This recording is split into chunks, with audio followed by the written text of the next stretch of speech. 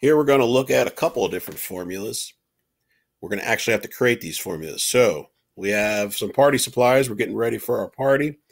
And here we have the cost per unit, the quantity. So to find out our subtotal, we're going to have to multiply. So we're going to equal, open parenthesis, B2. We use an asterisk, which is Shift 8, and then C2, close parenthesis. And there we have it. And drag down. Okay, now to find our tax, we're going to have to multiply our subtotal times 0.06 equal, open parenthesis,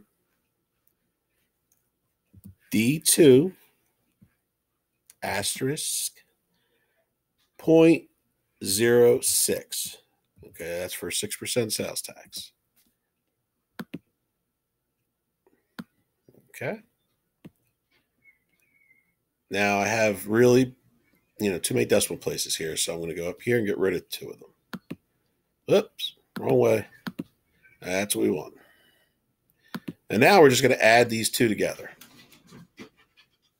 So it's going to be equal, open parenthesis,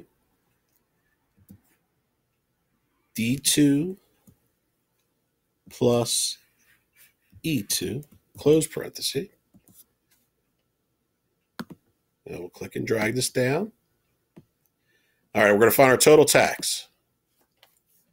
That's going to be, we can use a function now, equal sum. And we're just going to highlight this column. And then total spent, again, we're going to use the function, sum.